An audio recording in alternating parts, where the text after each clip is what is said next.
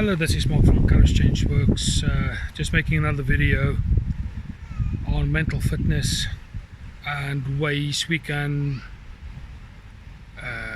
improve and take steps to get our mental fitness a little bit higher, a little bit stronger than what it is at this point in time. Now at the start, I want to just apologize that if you do hear the wind gushing through where I'm at, it is quite windy. You may be able to see in my locks floating about, flashing about here and everywhere in the wind. So I do apologize if the wind is making some kind of a noise. That said, let's crack on with this video. So what can we do to get our mental fitness a bit better? What can we do to improve the status of our mental fitness? So today I was in betwixt and in between, and I will do two videos today. One on just a simple basic encouragement, which will be the one after this particular one, and this one I want to focus on the power of visualization. The power of visualization. Now, what is visualization? Well, in NLP, visualization is a normalization. It is something that you can't actually, if I use Richard Bandler, he's one of his famous quotes, it's something that you can't put in a wheelbarrow. It's something that you can't really parcel up and wrap up as a gift or a Christmas present. It is, for a better word, a verb of some sort. Visualization. So what is this thing? Visualization is the process by which your creative mind, at least this is my understanding, my working definition of it is this process by which your creative mind is drawing pictures of something that you wish to achieve. It is your mind drawing pictures of that which you are hoping to achieve, what you want to achieve. You can nearly say it is very similar to imagining things, creating pictures and images. Imagine, using your imagination. So why is this really important? And the basics of it is there's far more to it, but I don't want to go into all the science now. I just want to suggest to you basically that your mind codes information in particular ways. And one of the ways that the mind codes is by constructing visual kind of qualities, if I can use that word, if you understand what I'm trying to say. So if I imagine something, I imagine myself as an athlete, and believe it or not, irrespective of my excess floating devices, this body fat that I carry, I used to be an incredibly fast sprinter in my former years. And what I always used to do back then as a young teenager, I used to imagine myself getting through to the winning post first. And I could always see my other sporting competitors, my other mates on the track, coming second and third, and how they used to compete to who's going to come second. I could see myself on the podium receiving the gold medal, receiving the cup or the trophy, receiving the certificate or whatever the case might be. Basically getting the prize. I used to picture in my head the whole process from start to finish, and you will probably find that some of the sporting elite will do the same thing. I imagined myself winning. Now, why is that so important? Well, let me give you a statistic. I read somewhere not too long ago that there was a group of people that were kind of doing a little bit of research regarding the power of visualization, this imagination process. And they did this study with basketball players, and they took the group of people who were participating in this particular research study, and they divided them into 3 separate groups. And they said to group 1, listen guys, what we want you to do for the next 30 days, we want you to get on the pitch, get the balls, get your sporting clothing on, and throw the ball through the hoop. Practice for an hour a day for 30 days, 30 hours of practice. That's what they said to the first group. Then they said to the second group, listen guys, for you, slightly different.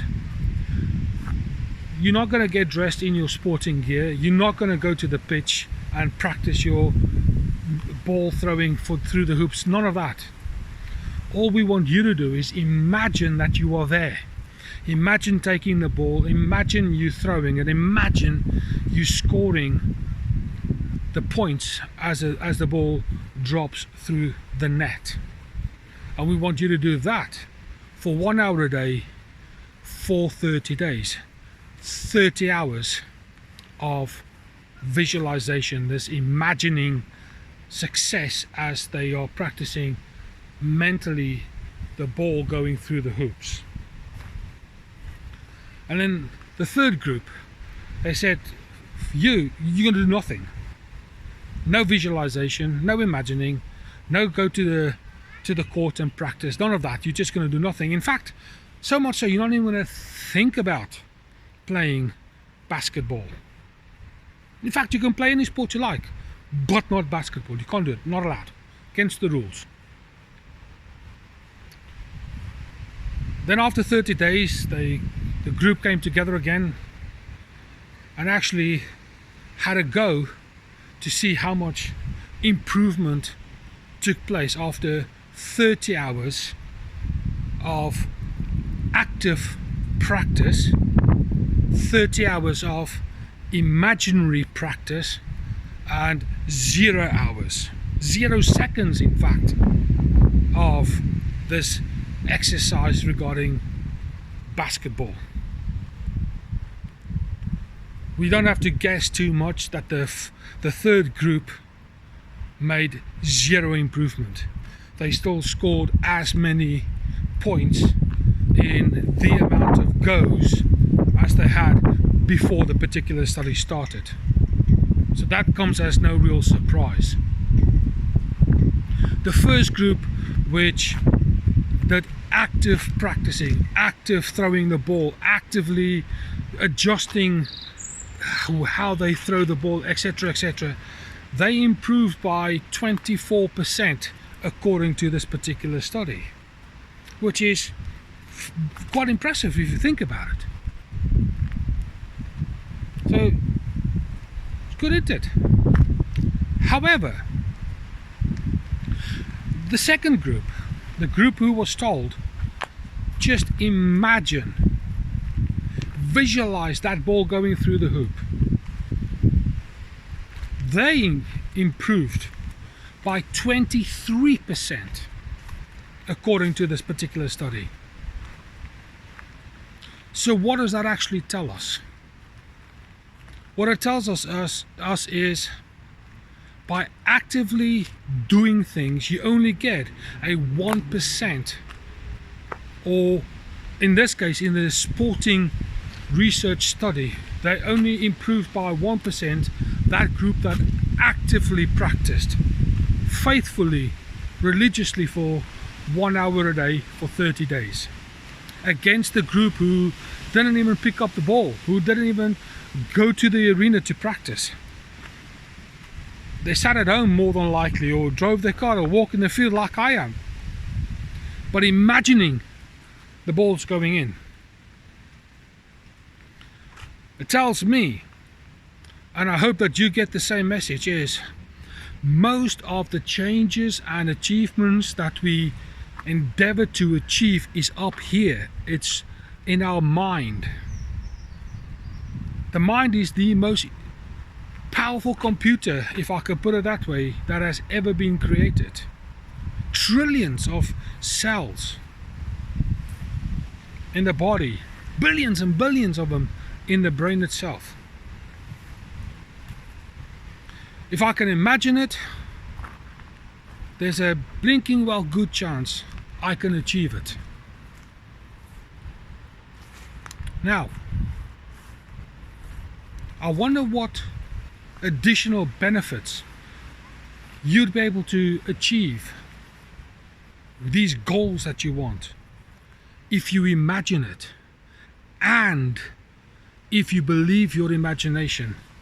When you set out a goal, imagining changes, imagining more powerful, more positive, more influential, effective patterns of speak, patterns of thoughts, patterns of behavior. Added to that, what else will you achieve?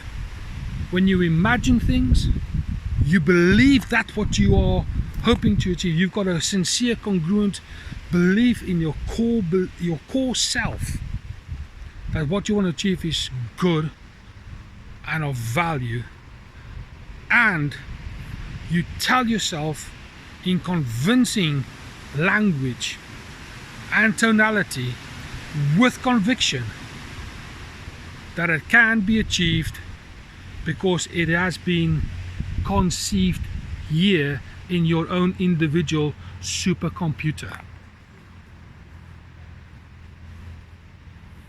The power of visualization, the power of imagination. In one way, I'm going to challenge you to visualize better things, to imagine bigger things. But at the same time, I'm going to encourage you to not just imagine that goal that you want to achieve to be achieved, but to add another ingredient in this recipe called belief,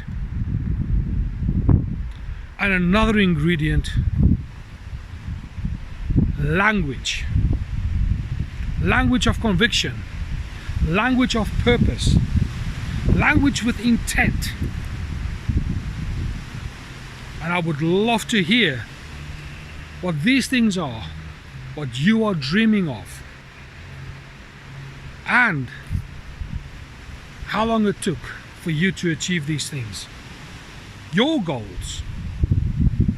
Another stepping stone for you to put in your life to get your mental ill health to a place of mental fitness.